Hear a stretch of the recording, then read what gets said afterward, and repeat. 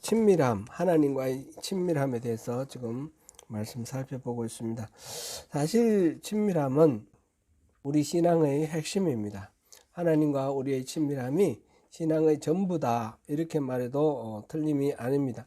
여러 번 강조했듯이 우리가 시간이 되어서 예배 시간에 예배 잘 드리고 또 헌금 잘하고 또 뭐 여러 가지 성경 열심히 읽고 맺독하고 이렇게 하는 것 다 중요하지만 그것이 신앙의 핵심은 아닙니다.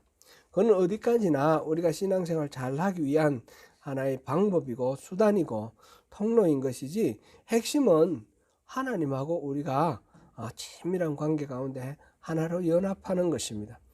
우리가 이제 믿음의 능력이라 말할 때는 우리가 이 신앙이 있기 때문에 내가 마음속에 성경의 어떤 구절을 내가 뭐 외운다든지 뭐 이렇게 해가지고 어떤 어려움이 왔을 때 그 말씀 생각하면서 굳세게 싸워서 내 결심, 내 의지, 단단한 의지로 이것을 통과해내는 능력이다, 이런 것이 아닙니다.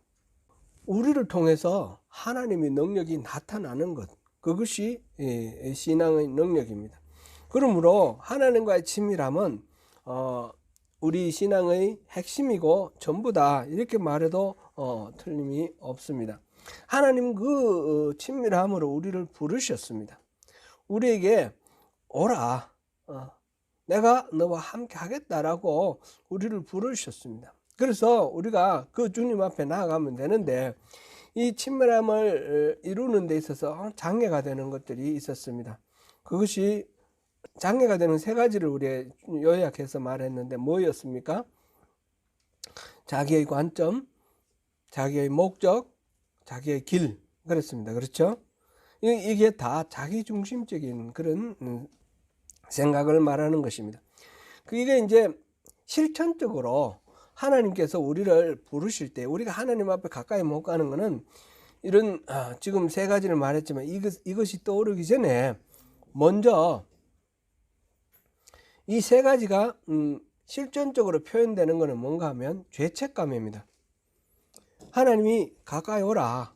지금 하나님이 여기서 지금 요 방 안에 믿음 방에 있다고 합니다. 그러시고 우리를 부르셔요. 그럼 우리가 다음 데에 들어갈 수 있습니까? 하나님 지금 뭐 순서대로 한 명씩 부른다고 하면 생각해 보세요. 그럴 때 어떤 마음이 듭니까?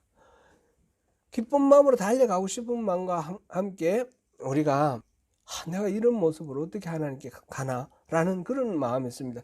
실질적으로 이 세 가지, 자기 관점과 자기 목적과 자기의 길, 이것이 실천적으로 드러나는 것은 죄책감입니다. 죄책감은 어디서 나오느냐? 자기중심적인 그런 생각에서 나오는 거죠. 내가 의로울 수 있는데 내가 노력이 부족해서라든지 아니면 내가 뭔가 약점이 있어서 내가 스스로 할 수 있다는 걸 전제로 하고 내가 다 못해서 그것으로 인해서 내가 또 죄에 빠지고 실수하고 좌절하는 이런 것 때문에 죄책감에 빠지는 겁니다. 만약 거기 성공하면 어떻게 되죠? 한두 번 성공하면 나는 이 정도야, 이런 우월감에 빠지는 거예요. 죄책감과 우월감은 사실은 이게 같은 성격이에요. 같은 성격. 성공하면 우월감, 실패하면 죄책감, 둘 다 안 좋은 거예요. 둘 다 뭐 온전한 신앙하고는 상관없는 겁니다. 이게 자기 중심성에서 나오는 겁니다. 이런 장애들, 이거를 결국은 이기고 우리가 하나님 앞에 담대히 나갈 수 있는 것은 뭔가? 이거는 십자가, 예수 그리스도 십자가 보혈의 공로를 의지하는 겁니다. 주의 보좌로 나아갈 때에 어떻게 나가야 할까? 뭡니까? 나를 구원한 주의 십자가, 그것을 믿으며 가네. 주의 십자가 공로를 믿으며 우리가 가는 것이지, 우리 자신의 어떤 자원이나 목적이나 길, 이런 것들이 아니라는 거죠. 그래서 오직 십자가 능력 밖에 우리가 의지할 바가 없는데, 이거는 어떻게 가능하냐? 이게 이제 하나님을 아는 그 지식으로 가능합니다. 그래서 오늘 제목이 이 장애물을 이기고 나가는 것이 하나님을 알면, 이런 제목으로 했는데, 하나님을 알면 어떤 일이 일어날 수 있는가, 어떤 문제를 극복해낼 수 있는가, 그거를 이제 우리 같이 살펴보려고 합니다. 하나님을 알아라. 이게 하나님 선지자들을 통해서 끊임없이 우리에게 하나님이 주시는 메시지입니다. 대표적으로 우리가 호세아서 보면 우리가 하나님을 아는 지식이 없어서 망했다, 그죠? 그래, 여호와를 알자, 힘써 여호와를 알자, 그런 말씀이 이제 우리가 잘 아는 바이죠. 우리 신앙의 본질은 하나님을 아는 것입니다. 하나님, 요한복음 17장 3절, 우리 잘 아는 내용인데요. 요한복음 17장 3절 같이 한번 찾아보겠습니다.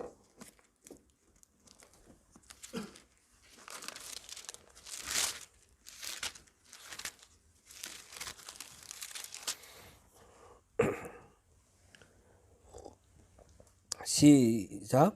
영생은 곧 유일하신 참 하나님과 그가 보내신 자 예수 그리스도를 아는 것이니이다. 하나님을 알고 하나님이 보내신 예수 그리스도를 아는 것이 바로 영생이다 그랬습니다. 영생은 뭡니까? 하나님과 함께 더불어서 구원받아서 하나님 품에서 영원한 합의를 이루는, 연합을 이루면서 그렇게 살아가는 것을 말하는 것입니다. 그게 이제 다른 말로 표현하면 구원이죠. 구원. 그죠? 영생은 구원. 그런데 그 구원은 어디에 달려 있느냐? 하나님을 아는 것. 예수 그리스도를 아는 것이라 그랬습니다. 그러면 나 하나님 알아요. 예수님 내 열심히 뭐 성경도 보고 잘 알아요. 이거 아는 것이냐? 최근에 이제 사회적으로도 아는 것 때문에, 안다라는 말 때문에 또 이렇게 많이 이슈가 되고 있어요.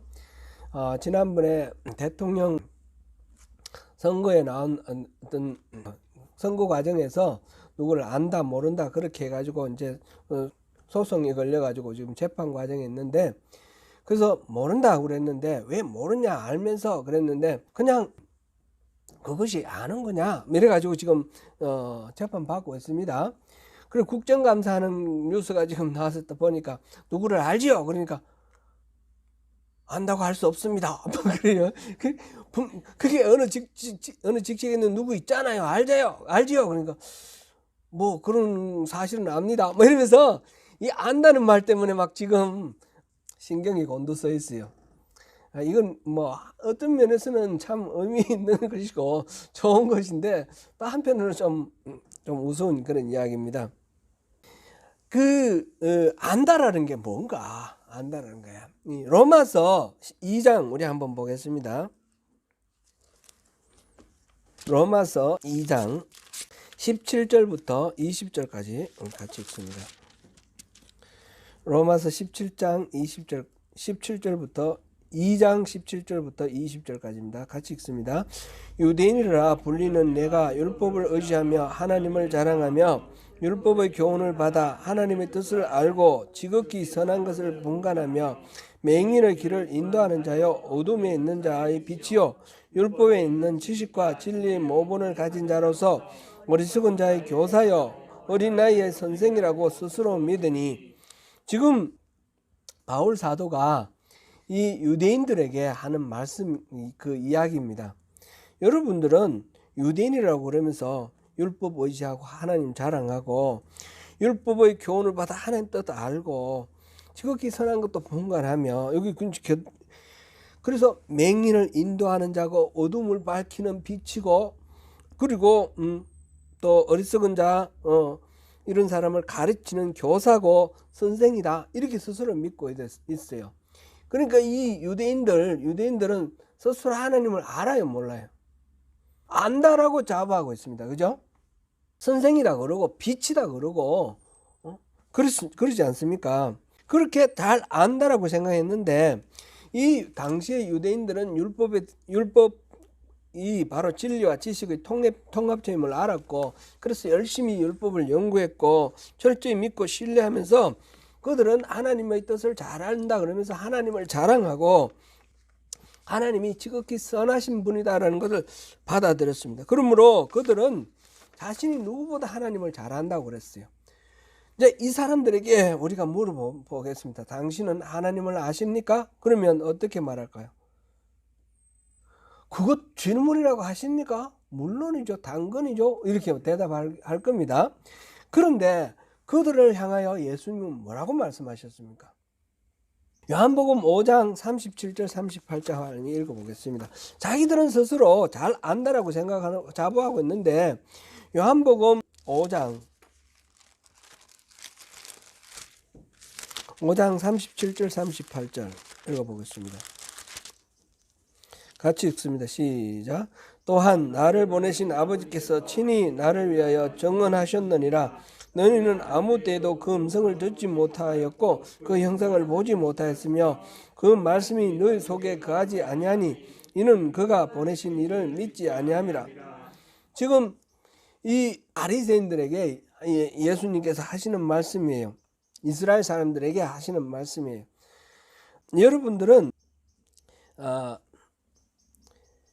하나님이 나를 보내신 하나님이 직접 말씀하셨는데 여러분들은 그 하나님의 음성을 들은 적도 없고 형상을 본 적도 없고 하나님하고는 전혀 상관이 없다는 거예요. 하나님이 말씀하신 바를 믿지도 않고 그 말씀 속에 거하지도 않는다. 그러니까 자기들은 하나님을 잘 안다고 그랬는데 하나님은 그들을 뭐라고 평가했습니까? 전혀 모른다. 너희들하고 상관이 없는 상황이다. 이런 말씀이에요. 그러면 누구 말이 맞겠습니까? 하나님 좀 실수할 수도 있고 이거 아는 거를 이 사람들이 짝사랑하고 있는 건가요? 하나님 그걸 모르시고 있는 건가요? 그런 게 아닙니다. 우리가 앞서도 말씀드렸듯이 호세아서에서 호세아서는 예수님이 오시기 이전 한 700년 전 사람인데 700년 한 600년 전 사람인데 내 백성이 지식이 없으므로 망하는도다. 내가 지식을 버렸으니 나도 너를 버려 내 제사장이 되지 못하게 할 것이요 내가 내 하나님의 율법을 잊었으니 나도 내 자녀들을 잊어버리리라. 내 백성이 하나님을 아는 지식이 없어서 망했다고 그랬어요.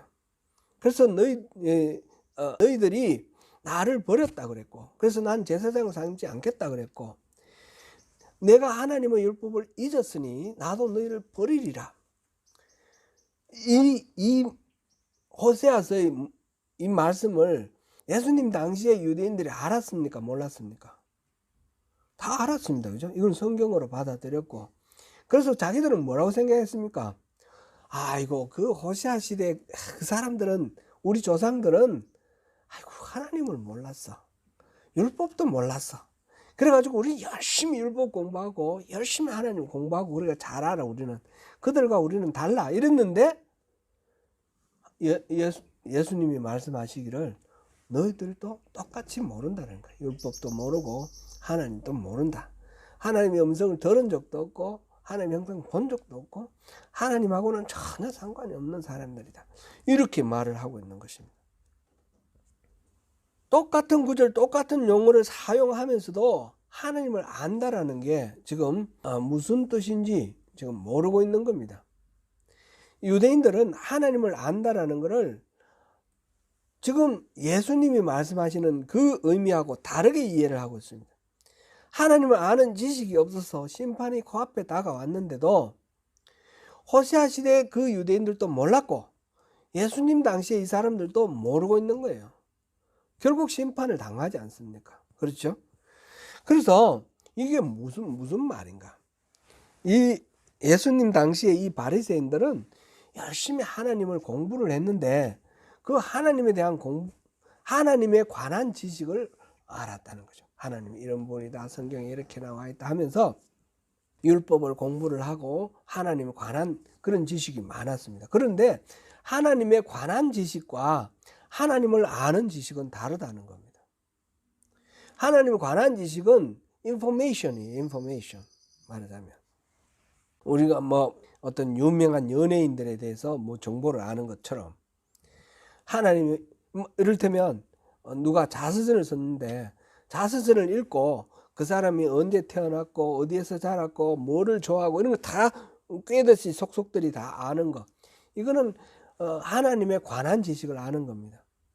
그런데 하나님은 그렇게 아는 상대라고 말하지 않습니다. 하나님을 안다라는 것은 직접 하나님을 만나가지고 같이 더불어서 사귀면서 하나님과 호흡하면서 체험을 하면서 하나님에 대해서 알게 되는 것. 그럼 제가 BTS는 저는 BTS를 안다 하지만 BTS는 저는 모르죠. 근데 우리 권사님은 제가 안다 그러면 말이 됩니까? 우린 같이 이렇게 같이 생활하니까 알죠.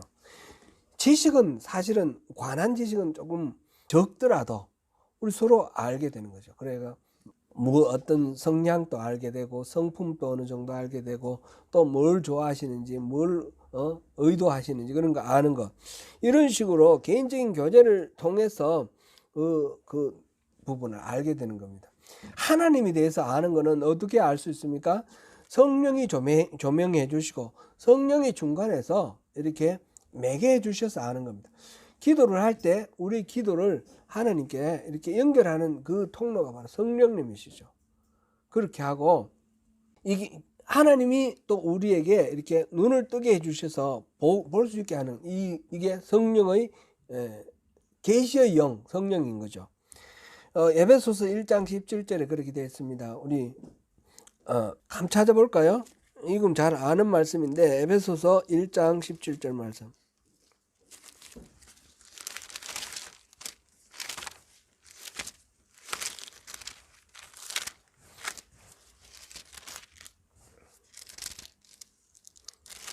일 장 17절 같이 읽습니다. 시작. 우리 주 예수 그리스도의 하나님 영광의 아버지께서 지혜와 계시의 영을 너희에게 주사 하나님을 알게 하시고, 하나님을 아는 것은 하나님께서 지혜와 계시의 성령을 우리에게 주실 때에 우리가 하나님을 알게 되는 것입니다. 그래서 하나님을 지금 여기 에베소서에서 바울 사도가 누구를 위해서 기도하고 있습니까? 에베소 교회 성도들을 위해서 기도합니다. 하나님을 지혜와 계시의 영을 주셔서 하나님을 알게 하시고 이렇게 기도를 하는데, 그거는 불신자들에게 대해서 얘기하는 것이 아니라 에베소 교회 성도들에게 지금 이 기도를 하고 있는 것입니다. 이 성도들을 위해서. 그러니까 우리가 예수 믿는다 할 때에 우리에게 하나님이 계시의 영을 주셔서 하나님을 알기를 원합니다. 이거를 계속해서 우리가 구하고 하나님께 나아가야 됩니다. 하나님에 관한 지식은 하나님을 아는 지식을 위한 수단이 될 수 있습니다. 성경 공부를 해서 하나님 대해서 이렇게 하는 성품은 이런 분이다 하는 거는 하나님을 알기 위한 그런 어떤 수단, 정보는 되는 거죠. 그러나 거기서 끝나서는 안 된다는 거죠. 하나님의 관한 지식은 우리에게 그냥 지식만 머리만 크게 하지 아무런 의미가 없는 것입니다. 그런데 하나님께서는 우리와 교제하기를 원하시고 하나님을 아는 지식으로 하나님과 친밀한 그런 관계를 맺기를 원하십니다. 그렇게 친밀한 관계를 맺게 되면 우리는 엄청나게 달라집니다. 완전히 딴 사람이 됩니다. 가난 지식을 가득 갖고 있어도 아무 상관이 없는데 하나님을 아는 지식, 하나님을 만나게 되고 하나님과 교제하게 되고 친밀한 관계를 맺게 되면 완전 다른 사람이 될 수 있다라는 겁니다. 그것이 바로 오늘 우리 본문으로 우리가 읽은 이사야서 6장입니다. 이사야 6장은 이사야가 선지자로 지금 소명을 받는 그런 장면입니다. 이사야서 1장부터 12장까지가 이렇게 하나의 이제 짝을 이루고 있는데 그 한가운데 6장하고 7장 17절까지가 한가운데 들어가 있습니다. 그래서 왼쪽 오른쪽 이렇게 데칼코마니처럼 이렇게 대칭입니다.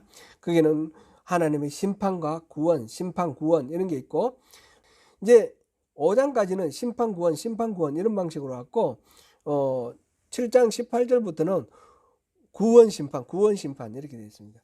그래서 앞에는 심판을 강조하고 있고 뒤에는 구원을 강조하고 있는데, 어쨌든 심판구원이 같이 중첩되어 있습니다. 그 가운데에 지금 6장과 7장 17절까지 그런 내용이 들어있는데, 요거는 이사야가 이런 선포를 하게 되는 근본적인 출발점, 바로 하나님으로부터 부르심을 받고 하나님으로부터 그 사명을 위임받는 그런 장면입니다. 거기에서 무슨 일이 있었습니까? 우리 보니까 천상 의전회의를 참여하게 됩니다. 거기서 보게 됩니다. 목격하게 됩니다. 그게 하나님이 보좌 위에 앉아 계시고 하나님의 옷자락이 온 성전에 가득한 그 장면을 바라봅니다. 그리고 서랍들이 모시고 섰는데, 서랍들은 어떤 모양입니까? 날개가 6날개가 있고, 둘로는 자기 얼굴을 가렸고, 둘로는 발을 가렸고, 둘로는 이제 날개짓을 하면서 날고 있어요. 그러면서 그 서랍들은 뭐 하고 있어요? 거룩하다, 거룩하다, 거룩하다, 하나님을 찬양하고 있어요. 이렇게 서랍들이 그러고 그 어전에 이런 광경을 보니까 이사야가 어떻게 했습니까? 이사야가 지금 그걸 바라보면서 너무 큰 충격을 받는 겁니다. 왜 그러냐? 하나님의 영광, 너무 밝은 그 영광을 보니까 자기 자신이 부각되는 거예요. 너무너무 추하고 더럽고 이렇게 악한 자신을, 죄인된 자신의 모습을 바라봅니다. 밝으면 밝을수록 자신에게 있는 더러움이 더 두드러져 보이는 거죠. 빛이 희미할 때는 잘 안 보이던 것들이, 감춰져 있던 것들이 이 하나님의 그 무한하신 영광 앞에 자기가 일어서니까 너무너무 자신이 두려운 거예요. 하나님 앞에 서기가 두려워서 뭐라고 말합니까? 화로다, 화로다, 나여 망하게 되었도다. 나는 입술이 부정한 사람이요, 나는 입술이 부정한 백성 중에 거주하면서 만군의 여호와이신 왕을 배웠다. 이 영광스러운 하나님을 뵈니까 나는 이제 죽었다. 이제 꼼짝없이 죽었다라는 것 때문에 화로다, 나여. 그랬을 때 서랍이 와가지고 그 제단에 있는 그 숯불을 가지고 와서 입에 대줬습니다. 입에 입술이 부정하다 그랬으니까 입에 대주면서 내 입이, 내 악이 제하여졌고 내 죄가 사해졌다 그랬습니다. 그러고 난 뒤에 주의 목소리가 들리는데, 주의 목소리가 어떤 목소리입니까? 내가 누구를 보내며 누가 우리를 위하여 갈고, 이렇게 하시는 주님이 목소리가 들렸는데, 그때 이사야가 뭐라고 말합니까? 내가 여기 있나이다, 나를 보내소서. 바로 조금 전에는 뭐라 그랬습니까? 화로다, 나여, 나는 망하였도다 그랬는데 지금은 완전히 딴 사람이 된 거예요. 하나님 앞에 도저히 갈 수 없는 이런 상태, 그 죄책감 아닙니까? 그죠? 그 죄책감 때문에 그렇게 망하게 되었다 했는데, 하나님께서 서랍을 통해서 그 숯불을 입에 대주시고 죄를 소멸해 주신 겁니다. 그러고 나니까 하나님께서 누구를 보낼꼬? 그러니까 주여, 내가 여기 있나이다, 나를 보내소서. 죄책감과 절망감에 빠져있던 이 이사야가 소명감에 불타오릅니다. 그래서 하나님께서 이사야를 선지자로 그 이스라엘의 운명에 대해서 하나님이 하시는 말씀을 전하는 그런 신분꾼이 되었습니다. 이 이사야는 그 다음에 하나님을 만나고 하나님과 관계를 맺은 이 이후의 삶은 이사야가 완전히 다른 삶을 사는 겁니다. 하나님 소명을 가지고 어떤 두려움이나 어떤 어려움 없습니다. 대표적인 게 20장 1절부터 5절까지 보면, 이사야 20장 1절부터 5절까지 한번 읽어볼까요? 1절부터 5절까지 같이 읽습니다. 아수르의 사르관 왕이 다르단을 아스돗으로 보내며 그가 와서 아스돗을 쳐서 취하던 해니라.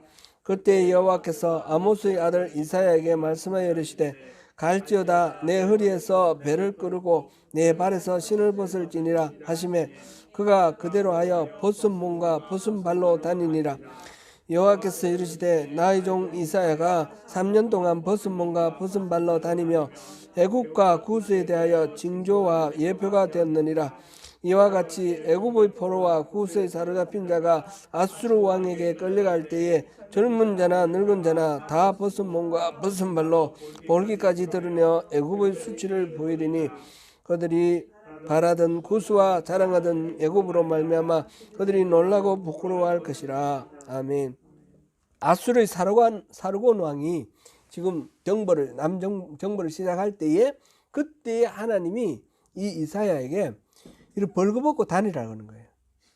스트리킹 하는 거예요. 스트리킹. 완전히 나체로 3년 동안 나체로 살았어요.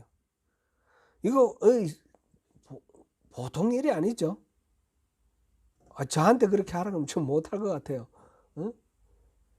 여러분들은 어떻게 했어요? 할 수 있을 것 같아요? 하나님 하라 그러면 해야죠. 뭐 그래도 안 그렇습니까? 그런데 이 이사야가 보통 사람이 아니잖아요. 또 선지자, 제사장이었고 선지자였고 사람들로부터 존경받던 그런 사회적 지도층 인사예요. 그런데 하나님께서 벌거벗고 돌아다니라고 3년 동안 벌거벗고 돌아다니는 거예요. 수치스럽고 막 민망하기도 하고. 그런데 하나님이 하라고 하시니까 그렇게 산 거예요. 왜 그렇게 살았습니까? 하나님을 만났기 때문에. 하나님 살아계시고 하나님께서 얼마나 영광스럽고 얼마나 놀라운 분인 줄 자기가 직접 경험을 했기 때문에 하나님이 말씀하시는 것에 대해서 조금 더 주저함이 없습니다. 3년 동안 그렇게 돌아다녔는데 그것이 무엇을 의미하느냐? 이 애굽과 구스가 이 아수르에 의해서 포로로 끌려갈 때 뻘거벗은 상태로 끌려갈 거다. 그건 1차적인 거고, 그 다음에 이 이스라엘 사람들도 그런 수치를 당할 거다라는 겁니다. 그러니까 하나님이 앞으로 하실 일에 대해서 미리 보여주는데 말로 선포하는 그런 예언도 있고 이렇게 몸으로 하는 선포도 있어요. 예레미야 같은 경우 보니까 3년 동안 오른쪽을 놓고 3년 동안 왼쪽을 놓고 이런 게 있잖아요. 그죠? 이런 것들도 몸으로 하는 그런 예언입니다. 이사야가 하나님의 영광을 보고 하나님을 알게 되었기 때문에 그 다음부터는 전적으로 이전과 다른 그런 삶을 사는데 세상 사람들이 바라보는 어떤 시선을 의식해서 격식을 갖추고 체면을 차리고 이런 게 아니라 하나님이 말씀하시는데 순전하게 순종하면서 오로지 하나님의 영광을 위해서 살아가는 그런 삶을 살아가고 있습니다. 이렇게 하나님을 만난 사람들의 그 삶의 변화는 성경에 부지기수죠. 무진장 많죠. 아브라함도 그렇게 달라졌고요. 모세도 완전 딴 사람 됐고요. 다윗도 그랬고 바울 같은 경우는 예수 믿고 따르는 사람들 잡아 죽이려고 막 눈이 벌게져서 설치던 사람 아닙니까? 그런 사람이 예수님의 복음을 전하기 위해서 자기 인생을 다 바쳤습니다. 이렇게 하나님을 만나게 되면 삶이 달라진다는 거죠. 하나님은 그렇게 우리가 달라지기를 원하는 겁니다. 예수를 믿었는데 10년을 믿고 20년을 믿었는데 믿으나 안 믿으나 똑같으면 그거는 하나님이 원하시는 모습이 아니라는 거죠. 예수를 믿으면 하나님 믿는다라는 것은 그냥 내가 믿습니다 이게 아니고 예수님과 그런 친밀한 관계를 맺게 되면 우리가 이전에는 내 힘과 내 결심과 내 의지로 살았는데 이제는 그런 게 아니라 하나님의 뜻과 하나님의 그 길과 하나님 목적을 위해 살게 된다는 겁니다. 그래서 완전히 다른 삶을 살게 된다. 그렇게 해야 된다는 것을 하나님께서 그렇게 원하시는 것입니다. 하나님을 알면 바로 이 하나님과의 친밀한 관계가 이루어지고요. 하나님을 알게 되면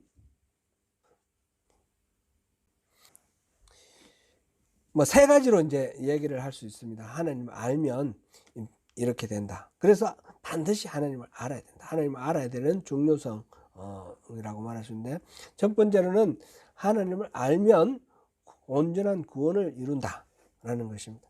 요한복음 17장 3절 아까 우리 봤죠. 영생은 곧 유일하신 참 하나님과 그가 보내신 자 예수 그리스도를 아는 것이다 라고 그랬습니다. 그러니까 하나님을 아는 것, 예수님을 아는 것, 그것이 바로 구원입니다. 그것이 바로 영생입니다. 요한복음 3장 5절에 이렇게 기록되어 있습니다. 제가 읽겠습니다. 예수께서 대답하시되 진실로 진실로 내게 이르노니 사람이 물과 성령으로 나지 아니하면 하나님의 나라에 들어갈 수 없느니라. 구원은 영생은 곧 하나님을 아는 것이라고 그랬는데, 그것을 또 다른 쪽으로 지금 얘기를 했을 때 물과 성령으로 거듭나야만 그 구원을 이룰 수 있다 그랬습니다. 그러니까 하나님을 아는 것은 어떻게 해야 됩니까? 그것이 구원이고 영생인데, 그거는 성령의 도우심이 필요하다는 겁니다. 성령의 도우심, 성령의 조명이 반드시 필요하다. 자신의 죄가 어떤 것인지 비춰주시는 성령의 조명이 필요하고, 내 죄를 위해 죽으신 하나님 아들 예수 그리스도의 십자가 은혜를 깨닫는 그런 성령의 조명이 필요합니다. 십자가를 바라볼 때 우리는 두 가지를 생각한다고 그랬습니다. 하나는 내 죄, 하나는 하나님의 은혜. 내 죄는 어디까지냐? 이 십자가에 달려 죽을 만큼 극악한 죄.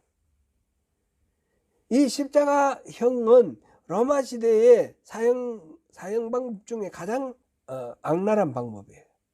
가장 심각한 방법. 여기다가 다람쥐가 피가 다 빠져가지고 죽을 때까지 보통 4, 5일 걸려요. 예수님은 바로 이렇게 숨이 끊어지셨는데, 너무너무 채찍질을 또 많이 당했고 그래서 일찍 끊어지셨는데, 실질적으로는 4, 5일 달려있는 거예요. 4, 5일 달려있는 그 상황 속에 한번 생각해보세요. 고통이 얼마나 큰가. 그냥 한 방에 죽이는 게, 총을 쏴서 죽이든지 뭐 이렇게 한 방에 죽여주면 좋겠는데, 그게 아니라 이렇게 다람해가지고 이렇게 그만큼 우리의 죄가 그렇게 고통스러운 어떤 심판을, 징벌을 받을 만큼 그런 극악무도한 죄다는 거죠. 우리 죄가 십자가를 통해서 그걸 우리가 보라는 거고, 그 다음에 그러한 죄를 우리에게 묻지 아니하시고 독생자 예수에게 대신 지어주셨고, 우리는 그 예수를 주로 영접하면 그 죄를 의롭다라고 이렇게 바꿔주신다는 것 아닙니까? 그 하나님의 은혜가 얼마나 놀랍습니까? 그것을 우리가 알아야 되는데, 그것이 바로 이 하나님을 알게 될 때 얻어지는 그런 은혜, 혜택이라는 것입니다. 이거는 머릿속으로 아는 지식이 아니라 우리 몸으로 느끼는, 체감하는 그런 실질적인 그런 아는 지식, 그것이어야 되는 것이죠. 그 다음에 또 두 번째로는, 첫 번째는 구원을 이루는 것, 두 번째는 우리가 사역을 감당을 할 수가 있습니다. 주님을 알 때에 우리 사역을 바로 감당할 수 있습니다.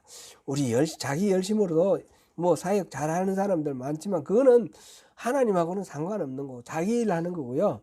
하나님이 맡겨주시는 사역을 감당하는 것은 하나님을 아는 자만이 할 수 있다는 겁니다. 하나님이 주시는 사역은 우리가 계획해가지고 이번에 이런 프로그램 해볼까, 이런 사역이 아닙니다. 하나님이 계획하시고 하나님이 인도하시고 하나님이 우리에게 사인 주시는 그런 사역입니다. 예를 들어서 이집트에서 노예 생활하고 있는 이스라엘 사람들을 해방시키는 일이 있었어요. 이스라엘 사람들이 그 고통 가운데 막 신음하며 하나님께 부르짖었는데, 하나님께서 그 부르짖음을 들으시고 해방시켜야 되겠다 해서 그 다음에 모세가 태어났습니다. 그렇죠? 모세가 태어났는데, 모세가 자기가 이제 자라다 보니까 자기 히브리인인 걸 알았던 거 같고, 어려서부터 알았던 것 같고, 자기 동족 히브리인이 부당하게 탄압받는 걸 보고 분기를 내 가지고 그 노역을 감독하는 사람을 죽였습니다. 그죠? 그럼 자기가 이제 이 문제를 해결하겠다고 해서 분을 내서 죽였는데, 그 결과는 뭐가 됐습니까? 그냥 살인자가 되었고 그냥 도망자가 되었습니다. 그거는 하나님이 계획하신 일과는 아무런 의미가 없는 그런 일로 됐습니다. 나중에 이 모세가 미디안 광야로 도망가 가지고 양치는 목동이 돼 가지고 모든 소망을 다 잃어버렸습니다. 나이는 80 됐고 이제 인생 다 살았다. 자기가 가지고 있던 어떤 꿈 이런 거 다 없어졌을 거예요. 그럴 때에 하나님이 부르셨어요.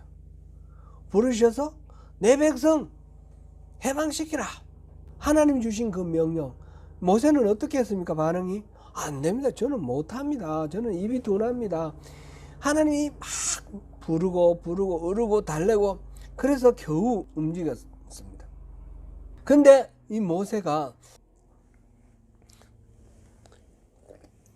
자기의 계획이 아니라 하나님의 계획에 순종하고 나갔을 때에 결국 이스라엘 어른만 장정만 60만 거의 한 200만 되는 이스라엘 백성들을 출애굽시키는 민족의 영도자가 되었습니다.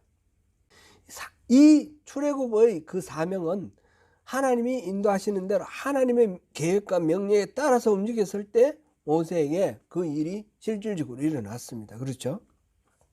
우리 지금 새벽 예배에 열왕기 지금 오늘 18장 열왕기상 18장 했는데 엘리야가 나오지 않습니까? 엘리야가 지금 그 선포를 하니까 3년 동안 기근이 들었습니다. 이제 조만간 엘리야가 기도하고 비가 내릴 겁니다. 이 모든 과정에서 엘리야가 비를 내리게 하는 그런 힘이 있는 것이 아니죠. 하나님이 비를 내리기로 결심을 하시고 오늘 18장 1절에 보니까 아합에게 나가라. 아합에게 보이라. 내가 비를 내릴 것이다. 하나님이 계획하신 거예요. 그러니까 엘리야가 아합을 만났어요. 아합을 만나가지고 그 바알을 섬기는 선지자 400명, 아세라를 섬기는 선지자 450명 해가지고 이제 대결을 하잖아요. 대결을 해가지고 진짜 하나님이 누구신가? 하늘에서 불이 내려가지고 여호와가 하나님이시라는 것을 거기서 확인을 합니다. 그리고 이제 그 우상 숭배를 하는 사람들을 그 자리에서 증거를 하고, 그리고는 아합 왕에게 지금 곧 비가 옵니다. 큰 비 소리가 들립니다. 빨리 피하십시오. 그리고 이제 막 피하고 나는데 그 다음에 어떻게 합니까? 이거는 이제 앞으로 이제 우리가 볼 내용인데 엘리야가 그 다음에 갈멜산에 가서 기도하는 겁니다. 막 열심히 기도하는 거죠. 머리를 양 무릎 사이에 끼워가지고 기도했다는데 그런 식으로 막 기도하니까 7번이나 사원한테 뭐가 보이나? 그러니까 손바닥만한 구름이 보입니다. 이러면서 그렇게 기도를 하니까 비가 내렸어요. 기도하는 엘리야의 이 기도의 파워 때문에 비가 왔느냐? 그게 아니라는 겁니다. 하나님의 계획이 이루어진 겁니다. 그런데 하나님 계획을 이루는데 엘리야가 기도하는 그 사명이 그게 수단으로 동원이 된 겁니다. 하나님께 하시는 그 모든 일에 사람의 협력을 구하십니다. 하나님께서 모세를 통해서 이스라엘 백성들을 출애굽시켰던 것처럼 엘리야를 통해서 비가 내리게 하시는 겁니다. 그런 식으로 주님을 알면 우리가 하나님의 사역을 감당하게 됩니다. 내 스스로 계획해서 프로그램을 짜서 하는 거, 이거는 성공해도 하나님과 상관없습니다. 하나님이 뭘 원하시는가? 하나님께서 인도하시는 하나님의 계획이 뭔가? 그걸 잘 분별하고 따르는 그런 것이 필요한 것이죠. 그 다음에 세 번째로는 영적 전쟁을 우리가 승리할 수 있습니다. 영적 전쟁의 승리의 비결은 막 물러가라! 막 이렇게 소리치는 능력이 있는 것이 아니라 하나님을 아는 그것에 있습니다. 하나님이 싸우시는 전쟁에 우리가 참여하면 됩니다. 여리고성 점령할 때도 보면 하나님이 말씀해 주신 대로 성을 7일 동안 돌고 마지막 날은 7바퀴 돌으니까 성이 무너졌지 않습니까? 지금 열왕기 지금 곧 나오는데 아사왕은 그거 안 나왔죠. 아사왕은 역대기에만 나오는데 그 구스 사람 이렇게 전쟁이 만 대군을 이끌고 쳐들어왔는데 아사왕이 이길 자신이 없는, 성산이 없는 겁니다. 그래서 하나님 외에는 우리가 도움을 구할 사람이 없습니다. 그러면서 하나님께 도움을 구하면서 사람이 하나님을 이기지 못하게 해주세요. 그래요. 이제 자기는 하나님 편이고 저 구수는 사람이니까 사람이 하나님을 이기지 못하게 해달라. 그랬더니, 그렇게 기도했더니 하나님이 그 구수를 물리쳐 주셨습니다. 그렇죠? 이 아사의 그 전쟁, 아사의 전쟁은 하나님의 그 계획, 하나님의 전쟁에 자기는 동참하는 겁니다. 자기가 싸우는 게 아니라 하나님이 싸우시게. 그 다음에 여호사밧도 마찬가지로 앞으로 나올 텐데, 막 전쟁에서 하나님이 싸워주시는 것, 그런 것을 봅니다. 그런데 하나님이 싸워주시는 방법은 이렇게 딱 패턴이 딱 돼 있는 게 아니에요. 하나님 거 이렇게 하면, 이렇게 하면 되겠다. 그런 식으로 우리가 성경을 가지고 패턴을 만들어 가지고 똑같이 이렇게 하면 된다. 예를 들어서 여리고성을 7일 동안 돌고 7바퀴 도니까 무너졌다 해가지고, 요즘 보면 그런 경우들이 있어요. 그죠? 어디를 점령하자 그래가지고 막 7바퀴 돌고 막 그러죠. 그거는 그냥 상징적인 의미로 받아들이면 되지, 그거를 실제로 문맥 그대로 받아들이면 그거는 오해인 거예요. 하나님은 일하시는 방법이 똑같이 이렇게 패턴화되어 있는 게 없습니다. 매번 다릅니다. 매번 케이스 바이 케이스, 모든 케이스에 전쟁하는 방법이 각각 다릅니다. 그러니까 각각 모든 케이스에 하나님이 뭘 바라시는가, 뭘 원하시는가, 어디로 이끌어 가시는가, 그거를 우리가 주의 깊게 분별하고 순종하는 그런 순종, 그게 동력자의 삶입니다. 우리가 신앙의 핵심은 하나님을 알고 사랑해서 하나님과 친밀한 교제를 이루는 것이고, 그 친밀한 교제를 바탕으로 하나님의 뜻을 알고 하나님이 앞서 행하시는 그 길을 따라서 순종함으로써 하나님의 일에 우리가 동력자 되는 겁니다. 이 두 가지가 우리가 신앙생활의 핵심이다, 이렇게 볼 수 있습니다. 끊임없이 우리에게 배우는 그런 적들이 있습니다. 이 영적 전쟁에서 이기는 것도 하나님을 바라보고 하나님이 인도하시는 대로 나아갈 때, 하나님을 아는 자만이 그 하나님을 신뢰할 수 있고 하나님을 믿고 의지할 수 있고 순종할 수 있습니다. 그래서 하나님을 알면 우리 구원을 이루고 또 사역을 감당할 수 있고 영적 전쟁을 승리할 수 있습니다. 하나님을 아는 것은 우리 인생을 다른 차원으로 바꿔주는 그런 그런 변화를 우리에게 불러일으킵니다. 우리가 믿음으로, 내가 믿음이 없었으면 할 수 없었던 일을 믿음이 있음으로 지금 할 수 있는 게 뭔가 점검해 볼 필요가 있습니다. 그래서 우리는 다른 인생을 살아야 됩니다. 다른 인생. 믿지 않을 때와 완전히 다른 인생을 살아야 됩니다. 이제 말씀을 맺겠습니다. 하나님을 알고 사랑하며 친밀한 교제 가운데 있어서 온전한 구원을 이루고 또 사역을 감당하며 영적 전쟁에 승리하는 능력 있는 그리스도인이 되시기를 축원합니다. 기도하겠습니다. 은혜로우신 하나님, 오늘 또 불러주시고 하나님의 그 은혜를 알고 하나님의 그 능력을 누리며 하나님 품 안에서 영원한 기쁨과 평강을 누리며 사는 그런 삶의 의미를 일깨워 주셔서 감사합니다. 주님을 아는 것, 관한 지식이 아니라 주님과의 친밀한 교제를 이루는 것, 그것을 추구하며 우리가 날마다 주님께 부르고 또 찾으며 나아갑니다. 주님, 우리를 만나 주시고 우리에게 주님의 그 모든 것들을 우리를 통해서 나타내 주시고 우리를 통해서 주님의 계획을 이루시옵소서. 예수님 이름으로 기도드립니다. 아멘.